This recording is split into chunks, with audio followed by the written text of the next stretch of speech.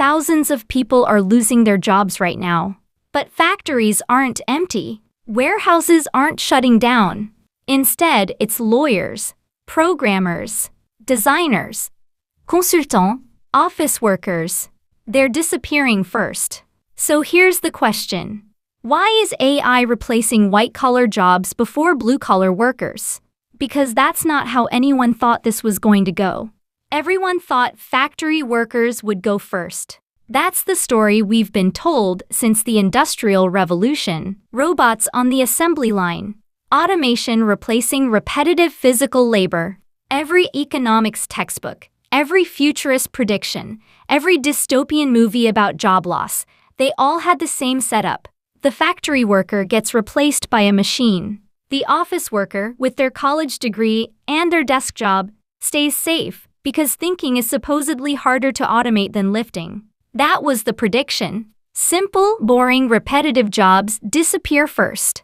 Thinking jobs stay protected. Here's the twist. The opposite just happened. In 2026, Amazon cut roughly 14,000 corporate jobs. Not warehouse jobs, corporate jobs. Middle managers, coordinators, the people who plan and report and make decisions. And here's the part that makes this genuinely strange. Around the same time, leaked internal Amazon documents suggested the company was exploring replacing as many as 500,000 warehouse jobs with robots over the coming years. You'd think that's the headline. Robots taking warehouse jobs, exactly like the prediction said. Instead, Amazon paused on the warehouse robots and laid off the office workers first. The company's own memo said the goal was to reduce bureaucracy and remove organizational layers. Translation: the people managing the work got cut before the people doing the physical work did. Microsoft cut about 9,000 positions in July, citing AI directly as a factor, with an executive explicitly stating the roles weren't simply being handed to AI, but that AI was reshaping how much work those roles required. IBM has eliminated more than 15,000 roles since 2024. At the same time, IBM is tripling its entry-level hiring in AI and cloud roles, and it's already replaced around 200 of its own HR positions with AI agents. Intel, Oracle, Atlassian all announced similar cuts this year, and all pointed at least partly at AI. Atlassian's CEO put it about as plainly as any CEO has. It would be disingenuous to pretend AI doesn't change the mix of skills we need or the number of roles required in certain areas. It does. In the first quarter of 2026 alone, U.S. tech companies laid off over 80,000 workers. That's the highest quarterly number the industry has seen in at least 2 years, and almost none of those jobs were on a factory floor. Makes sense why that's strange. Because for decades, the fear was robots taking blue-collar jobs.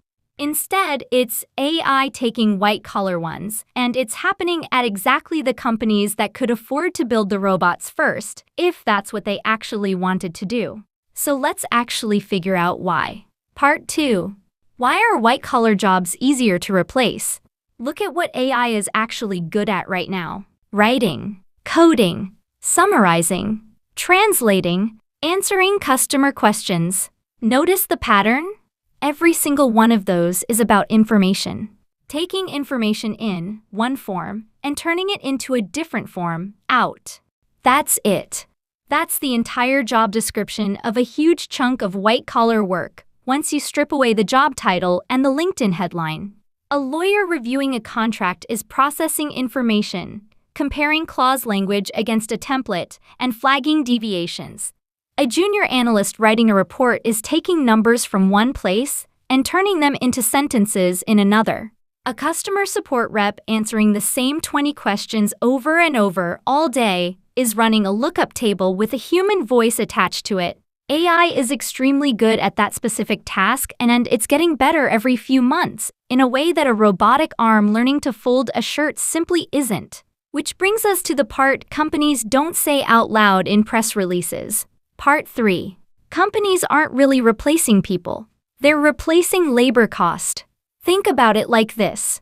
A mid-level knowledge worker in the US costs a company somewhere around $120,000 a year.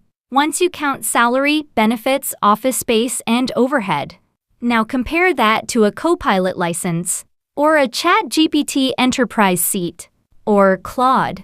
All of those cost a tiny fraction of that number, per employee, per year. From a CEO's chair, that's not really a technology decision. It's a return on investment decision, run through the same spreadsheet logic as any other cost-cutting move. Shopify's CEO, Toby Luetke, made this official policy earlier this year. His memo to staff said teams have to prove a job can't be done by AI before they're allowed to ask for more headcount. He asked managers to picture their own department with autonomous AI agents already sitting on the team, and to justify, in writing, why a human still needs to be hired instead. Klarna went even further, and it's worth sitting with the actual number here. Its CEO said the company's AI chatbot now handles the equivalent workload of 700 customer service agents. Not helps 700 agents, replaces the output of 700 of them. He said the company's total headcount could eventually shrink by half, from around 4,000 employees to 2,000, because of it. That's not a factory closing with a dramatic final shift and a locked gate. That's a spreadsheet decision made quietly in a boardroom with no press conference. Now, to be fair, blue-collar work isn't completely untouched by automation either. Warehouses have used robotic arms and automated sorting systems for years, and that trend isn't reversing. But there's a reason the current wave of layoffs is landing in offices, not on factory floors, and it comes down to something researchers noticed decades before ChatGPT even existed. Part 4. Why blue-collar jobs are safer, for now. Factories, plumbing, electrical work, construction, delivery, cleaning. All of these involve the physical world, and the physical world is messy in ways a spreadsheet never is. Uneven floors, cluttered rooms, old wiring behind a wall that doesn't match the blueprint the electrician was handed that morning. In 1988, a roboticist named Hans Moravec noticed something strange. Computers could already beat grandmasters at chess and prove mathematical theorems, but they couldn't reliably pick up a coffee cup or walk across a messy room without falling over. That gap has a name now: Moravec's paradox. What's hard for humans turns out to be easy for computers. And what's easy for humans, the stuff a toddler can do without thinking, turns out to be brutally hard for machines.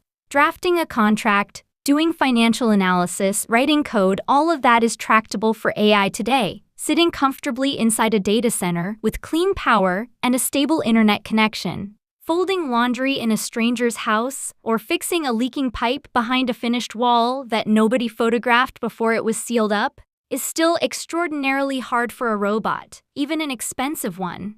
Which is exactly why an electrician or a plumber is safer from this wave than a paralegal or a junior analyst.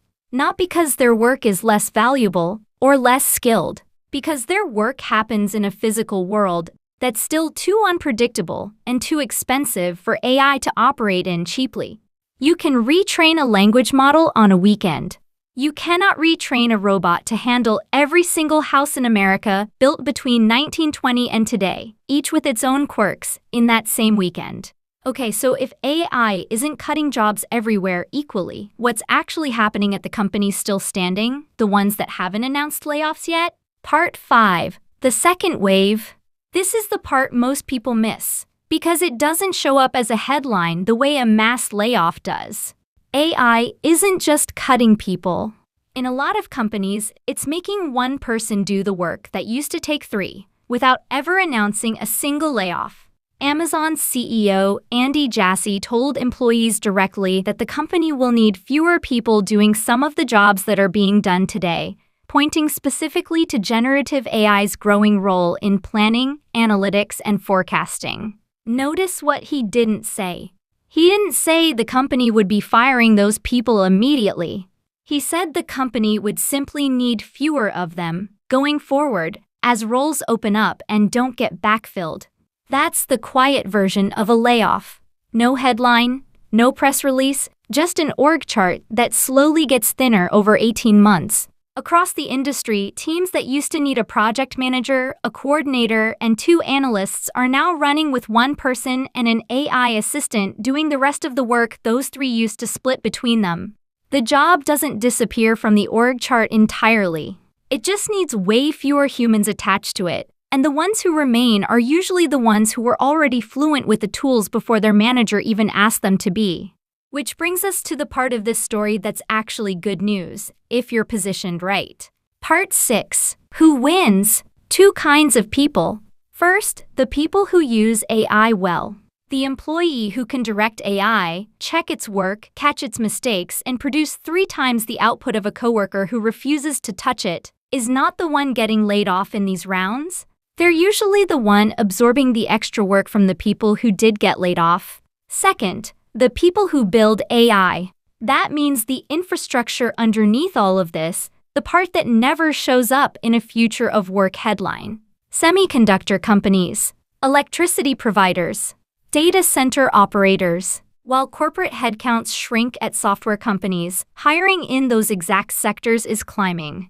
Because someone still has to design the chips, build the power plants, and physically construct the buildings that make all of this possible. It's the same pattern we've seen before, just running in reverse of what everyone expected. The chatbot doesn't need an office, a parking lot, or a cafeteria, but it needs a data center. And a data center needs power, land, and water, real physical things, poured in concrete and wired by hand, built by exactly the kind of blue-collar workers this whole story started out by predicting would be replaced first. So here's where this actually lands. AI isn't replacing every job. It's replacing the easiest knowledge work first, the jobs that were always, secretly, just information processing wearing a job title. The question isn't whether AI will replace your job. It's whether someone using AI can do your job better than you.